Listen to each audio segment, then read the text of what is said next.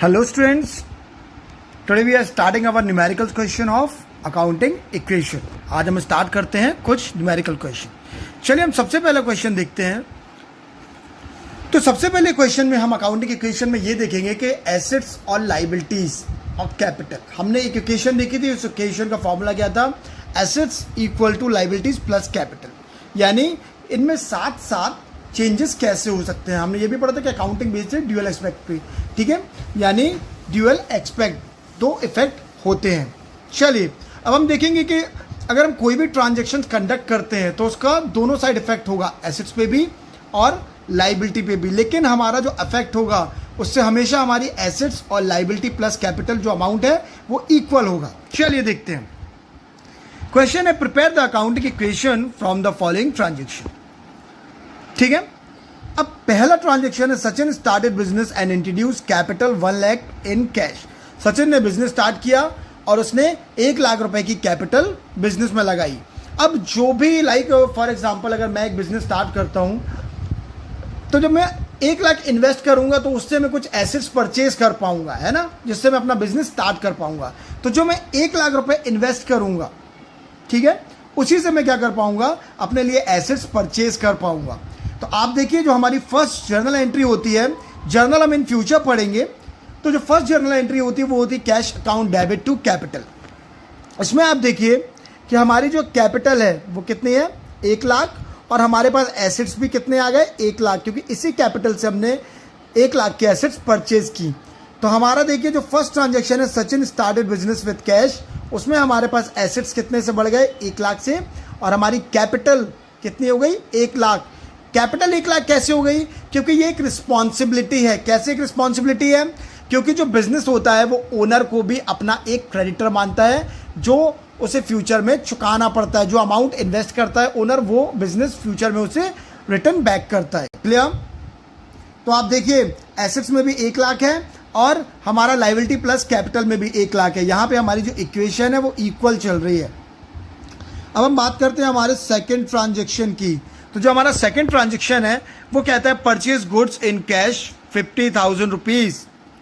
हमने goods purchase की, कितने की, 50,000 रुपए की। कितने की गुड्स परचेज की, 50,000 रुपए की, ठीक है।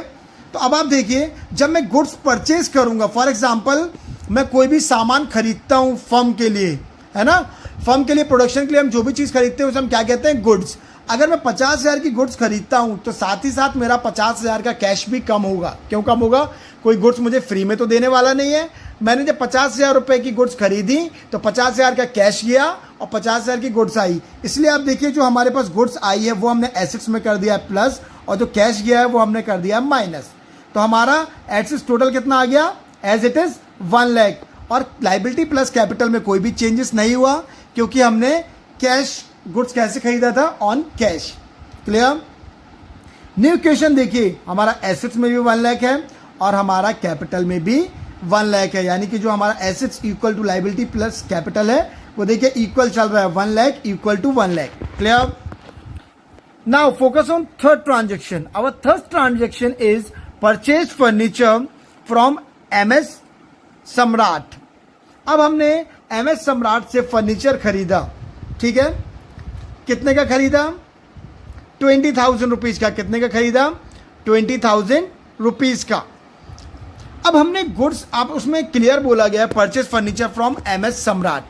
अकाउंट्स में आपको एक बात हमेशा बहुत ध्यान रखनी होगी, कभी भी अगर सेल्स में या परचेज में नाम यूज होता है, it means we are using any person name. अगर हम किसी भी पर्सन का नेम यूज करते हैं तो ट्रांजेक्शन कैसा है, ट्रांजेक्शन है क्रेडिट ट्रांजेक्शन। इट मीन्स वो चीज़ हमने उधार पे की है। फॉर एग्जांपल इन्होंने बोला परचेज फर्नीचर फ्रॉम MS सम्राट। हमने फर्नीचर खरीदा है किससे, MS सम्राट से उधार। फर्नीचर कितने का, 20,000 रुपए का।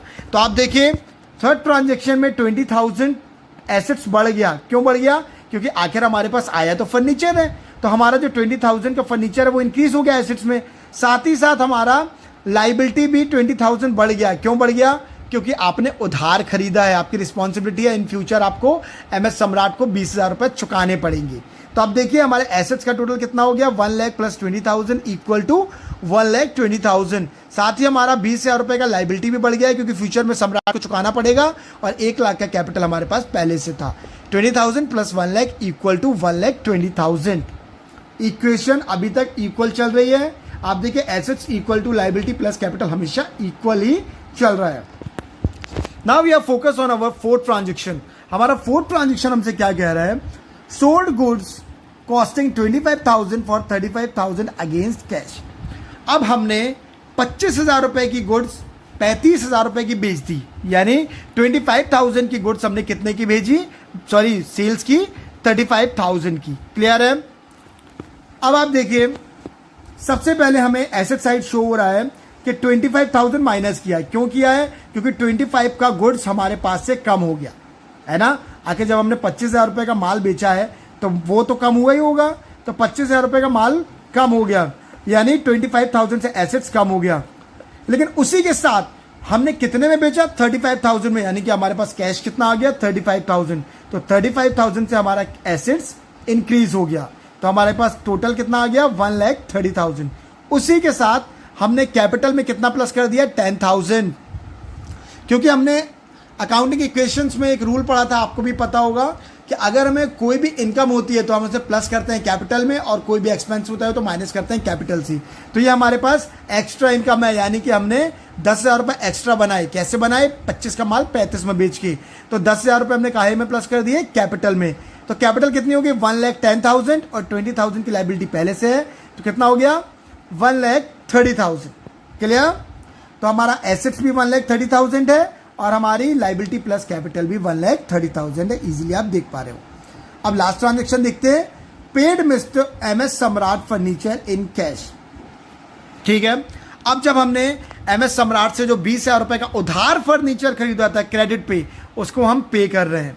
चलिए, तो जब हम उसको पे कर रहे हैं तो देखिए, जब MS सम्राट को हमने 20,000 रुपए दिए होंगे उधार, जो हमने फर्नीचर लिया था उसके, तो हमारा एसेट्स कितना कम हो गया, 20,000, क्योंकि हमारा कैश कितना कम हो जाएगा, 20,000।